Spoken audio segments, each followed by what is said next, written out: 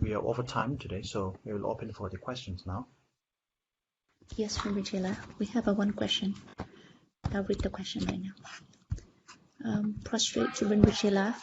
After we have learned that human life is rare and difficult to find, etc., how can we prolong our positive practice time instead of being remiss from time to time? Thank you, Rinpoche. Thank you, Rinpoche. Yeah, so very good question. So on this, I would like to share it's like a not really a quote, but something that we usually say to each other in the monastery. So something called in Tibetan. So it goes something like this. So I just sent the English quote here. If you just check the messages. So it's something like liberational stories of the masters of past, aspirational practices of the followers of future. So what I'm trying to tell here is one thing that will actually boost your morale to keep in the positive mindset, to keep our mind, to keep our actions in the positive side, as well as in the spiritual practices, is something to read the inspirational stories of our masters. So this is something we do a lot, like in the monastery. We have our study time, our practice time, and all that. So sometimes that can be a little bit, burdensome, a little bit too much. So when we get burdened by that, we actually our teachers tell us to, when we were small, we used to read aspirational stories of our different masters, realized masters from the past. So when we read those stories, then we also find out that so and so great masters, such a great master, such a great teacher, they also came through the same sort of like difficulty as we did, sometimes more. If you look at the life of Milarepa, for example, his life is like, many of us didn't go through like the life that Milarepa went through, sort of like being born in a very rich family, and then after the death of the father, being kicked out of the rich family, and then to work as a slave in, so that kind of thing. And then in order to take revenge upon your own uncle and aunt, you go to learn black magic and you kill all. So this kind of thing, what do we have to do? This is something that not many of us have been through. Of course, all of us have our own challenges. It's different. It's the challenges that we go through. We cannot say my challenge is more and your challenge is less, but it is something that we all go through. So when we look at all the different masters, and Lord Buddha himself, if you look at his story, so at one point, if you look at him, he seems like a spoiled little brat. He was born in the palace. He has such a beautiful wife. He has everything he has, and he's not satisfied. He want to go out. He want to do something else. His father provide everything for him, but he still want to do something else. So he's a very spoiled person, if you look at from that point perspective. So he wanted to do something else, and when he went out, he doesn't want to be in the palace, which everyone wants to be in. He doesn't want to live life with the riches, which everyone loves, but he wants to abandon all of that. He wants, anyway, and the same goes with many teachers. So if you look at all these things, so everyone goes through a different type of challenges. In today's time, we can talk about these things that what Lord Buddha went through at that time when he was in the palace. In today's time, we can understand that he was actually going through a depression. So it's a different type of depression, if you like. It's not a selfish depression, but it is a depression of a kind. And so therefore, we all go through different challenges. So from Lord Buddha's life story, we can learn a lot of things. From Tsongkhapa's life story, we can learn a lot of things. From the Milarepa's life story, we can learn a lot of things. From Marpa's life itself, a lot of things to learn. And so what I'm trying to tell here by saying learn, what I'm trying to tell here is that it will encourage you to keep to keep on the right track. It will encourage you. It will give you confidence that even though you are making mistakes, even though you are falling down, you can still get yourself up. There's a saying, fall down 7 times, get up 8 times. So so none of the masters of the past were perfect from the beginning or in the middle. So they began as a zero and they became heroes. So in the beginning, there were nothing. Some of them were, in the whole village, everyone is illiterate, and they are the only one who started something. So, it is about the persistence that you put through, and nobody is free from challenges from millennia and millennia ago. So during Lord Buddha's time, 2,600 years ago, Lord Buddha has his own challenges, his own, difficulties. Shantideva's time, Tsongkhapa's time, Milarepa's time, everyone has going through their own challenges. So we are also going through different challenges, and that those challenges are usually are the ones that test us with our practices and our samayas and so on and so forth. So these, when we read the biographies of different masters, then we learn a lot how to tackle those challenges. Even if you look at the many of the, for example, the sixth Dalai Lama, his life story is very interesting, different from all the other Dalai Lamas, and so on and so forth. So and so this, as the saying goes, liberational stories of the masters of the past, aspirational practices of the followers of future. Yeah. We have one more question, Rinpoche. Oh, we do. Okay, please go on. Okay, all right. Rinpoche, the human life is so precious and rare. If someone wants to destroy his own body, such as commit suicide, can you please explain how harmful it is? Thank you, Rinpoche. Okay, so very interesting question again. Very interesting. So okay, so from a Dharma perspective, it's not as what we think usually. But then, of course, okay, there are two things. One is human life. We explained how precious it is, how rare it is, and everything. So therefore, once you destroy that life, you are destroying all the hard works that you have done. So it's like, thinking from a Buddhist perspective, we talk about cause and effect, causal factors. So to be born as a human life, you have worked so hard in many previous lives of yours. So you are, as I said before, you are not this body alone. This body is similar to this face, this appearance. It changes from time to time. When you are a kid, you have a different face, and as you grow up, you have more wrinkles, you have more beard, you have more hair, and all that thing.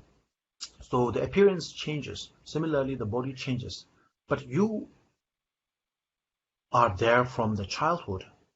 Since childhood, you are you. When you are old, you are also you. When you are young, you are also you. But the child is not old, and the old is not child. You see? So the transition from child to old is changing, is moving, but you are always there. So similarly, so I'm just talking about one lifetime alone. Similarly, this lifetime, you were born as a Tibetan, as a Vietnamese, as a Chinese, whatever. But in a previous life, you may be born as an animal, you may be born as a germ, you may be born as an Indian, and you are still you. You are no longer, if you are no longer an Indian in this lifetime, but you are still you. So you are always there, you know, even though there is the your body changes, your physical appearance changes, you are always there. And you are the one who have worked so hard to have this life, to have this precious human life. And when you end your life, when you commit suicide, you are ending all of that. So everything that you have worked so hard for, you are ending all of that because of some whatever issue that is. So I'm not going to say it's a minor issue, but many of the time when we commit suicide, when we age to when we age over to the to the limit, to the when we age over to the point where we are going to commit suicide, we're usually thinking very narrow-mindedly. That's for sure. You know, okay, there's a big issue, there's a small issue, doesn't matter. But when we come to the point of ending our life, you're usually thinking very narrow-minded. That's for sure. The cause of why you want to end your life, there may be small ones, it may be big ones. But when you actually come to the point of ending your life, you're actually thinking very narrow-mindedly. Only when your mind becomes narrowed down, you wanted to end everything. You wanted to destroy everything. Right? So there may be big reason, there may be small reason why you want to end your life, why you want to commit suicide. But when you come to that point of ending your life, you're actually thinking in a very narrow-minded way. And that being said, when you commit suicide, you are not thinking about the people who love you, who care for you. Of course, there may be some reason. Okay, you are ending your life because you're not getting what you wanted from a particular person or from a particular thing. Maybe it's a financial reason. Maybe it's a romantic reason. Maybe it's out of shame, out of embarrassment, or whatever. But when you leave, you are making everyone around you worried. Of course, everyone around you lose you forever, so to speak.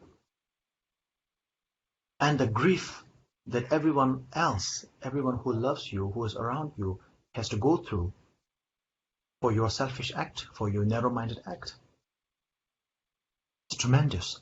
So therefore, in this regard, committing suicide is something that one should shun. One should refrain from. One should also remember that no matter how big or small your problem is, there's always a way out, and there is always a way to ease out. If there is no way out, there is a way to ease it out. And so this is something you should keep in mind. Yeah. So I was talking about the Buddhist perspective, the spiritual perspective, and the Dharma perspective, and the conventional perspective is different, right?